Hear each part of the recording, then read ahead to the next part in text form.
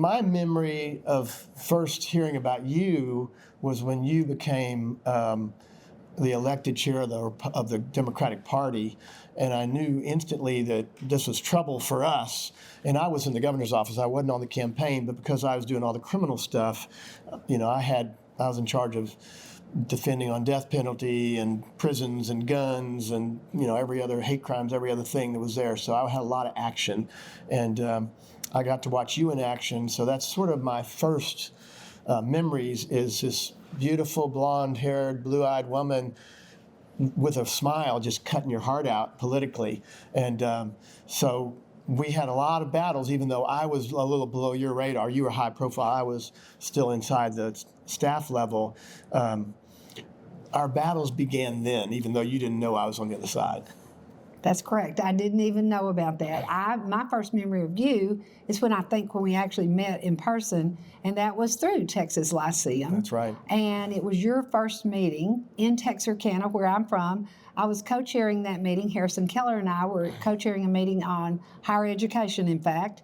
And then we had some events at my house. So that's where we first met. Yeah. And just so I can explain to folks, we had never even met. You didn't know who I was. Even though I was a fairly high-level staffer in the governor's office, I was behind the scenes. I wasn't on the campaign. Karen Hughes was throwing our grenades back at you, and you were throwing y'all's grenades. When I say y'all's, this is political we're talking about. Right, not personal at all. No real grenades, but this is, Texas politics, right, which is not, it's not beanbag. It's serious battling.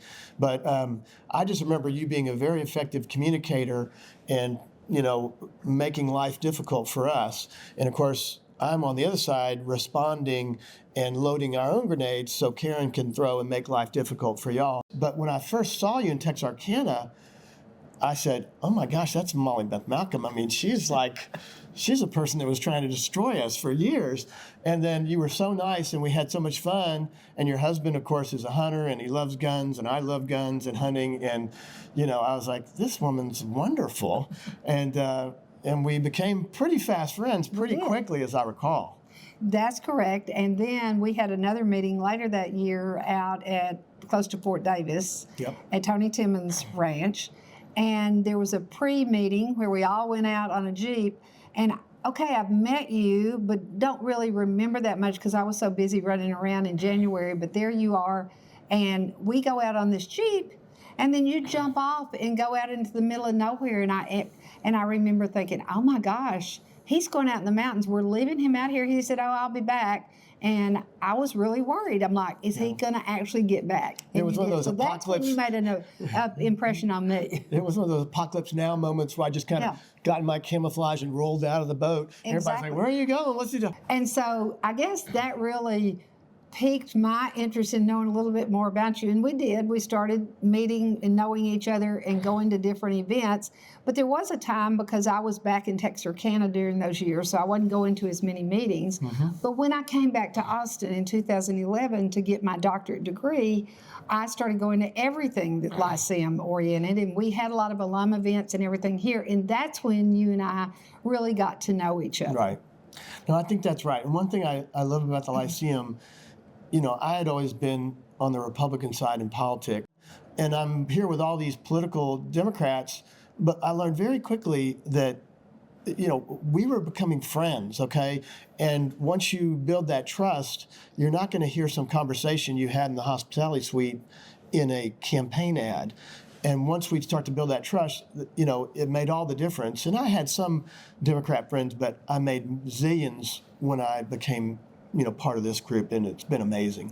Well, and that's one of the beauties of Lyceum, is that you meet people you wouldn't meet otherwise if you're just hanging with your own tribe or own group or whatever out there. And you get to know people on a different level. And for us, we were able to talk about things maybe we had a difference in, but the truth is there's always a lot more commonalities than there are differences if people work to find those. But we could also have that conversation of where there were differences and try to understand why I was coming from where I was to try to get to a policy issue, or where you were coming from. And I think that's what's missing right now. Everybody just goes off into their little tribe, and they don't want to have anything to do with each other. And I think perhaps one reason we got asked to do this is because we were on a panel when we talked about something like this several years ago for a first year. And I remember saying the one thing I always knew, if I was about to fall off of a cliff and I looked around and saw hands to grab, I would grab yours because I trusted you and knew that you would save me. We might be different, but I totally trusted you in that. And I think that's what's so important about people building relationships like this again. Yep. No, there's no doubt about it. It's been amazing, and I think that was kind of the idea in the Lyceum, and plus discussing things. If everybody's thinking the same thought, somebody's not thinking. And whenever I've been in positions of leadership, I always have my executive team, and there's going to have to be one person at least that doesn't think like all the rest. And they can give me worst case scenario. And they can also hold their hand out, stop me when I'm getting ready to step off a cliff and say, you know, you may not have thought about this, but if you do this, then X, Y, and Z happens. I'm like, oh my God, that's terrible. Governor Perry, I love dearly. He and I could have fights on policy in the daytime, and then, you know, we could see each other after work or whatever and get along great. In fact, after I left being party chair, I came back down here for a funeral of someone, and it was at the state cemetery, and he was governor, and he walked over to me, and he grabbed my hand. He said, I miss you so much. And I looked at him, and I was like, you miss me? And he said, yeah. And I said, why? And he said, because you never attacked me personally. Right. Anything we disagreed on was about policy. And he was right, and I never would. And that was one of the reasons I was able to build a lot of friendships across the aisle, because it wasn't about personal things. And I think that's where we've gotten today, where people have just decided, oh, if you don't believe like me, I can't be your friend, I don't want to talk to you, you must be a bad person. Yeah. And that's not true, and that's not what this country has ever been built on. Absolutely, 100% agree. And I have heard some folks tell our story, because we've been telling it for a while, and sometimes they'll say, well, yeah, they hated each other. That's not right. We didn't hate each. First of all, you didn't even know who I was. and second of all, I came out of the blood and guts battles of the Harris County Courthouse, you know, and those lawyers, I mean, we're fighting all day, but after the end of the day, hey, you're just doing your job. Exactly. And you were doing your job, and you did it well.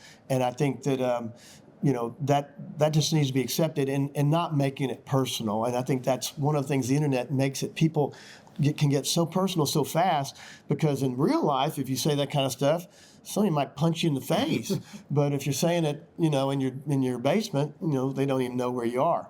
But no, it's been a real honor and fun to build a friendship with you and many others. And another thing I would say is, when you walk in a room and you're looking around the room, if you see somebody sitting by themselves or that everybody else isn't talking to, those sometimes are the most valuable people to go and talk to. What are you here for? What do you believe? What do you think? Whatever. I have made some amazing relationships by just the willingness to talk to somebody else that maybe nobody else thought was worth knowing. And the truth is, everybody is worth knowing, and sometimes they can be the biggest help that could be. It could be the lowest man or woman on the totem pole, and it's amazing what those people hear in setting. If I had to think about one thing that Molly Beth changed my mind on or opened my mind on, and again, we've had so many discussions about so many things over so many years. I think probably it would be in education.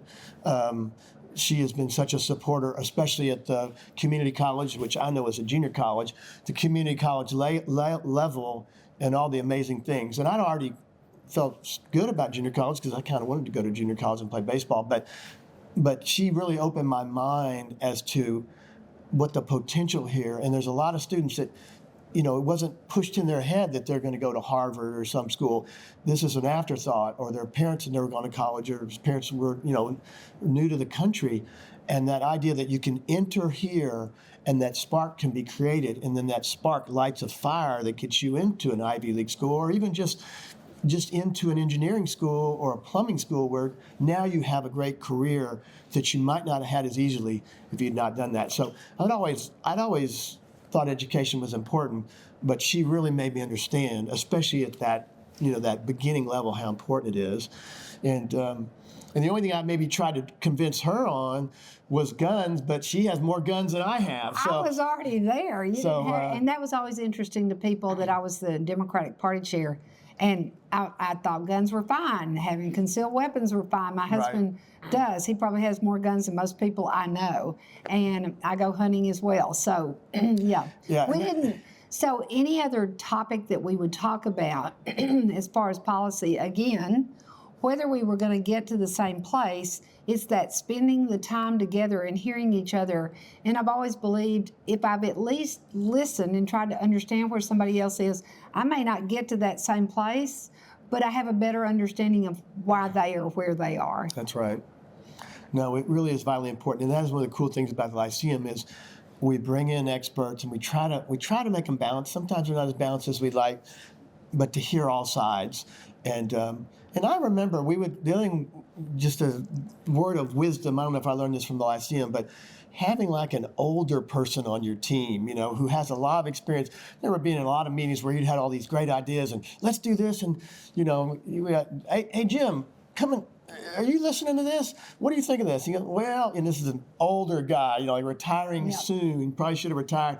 He said, well, yeah, we tried that in 1987, and this happened, and this happened, and this happened, and everyone died. We're like, oh my God, that's the worst idea I've ever heard. I can't believe we were thinking about that. But we heard somebody who had a different opinion. Right. And it not always right, but at least listening. And that's what's so important. And make sure that we continue to have the great conversations and the great friendships with each other. Yeah, and those friendships and trust, it's built in the Lyceum. Absolutely. And a lot of times it's built after hours, built in time where you just talk about, and not just about policy, movies and books and, fun stuff. So it's been a great journey, a great adventure. I'm glad we've done a lot of it together. Me too, and I love you dearly. Love you.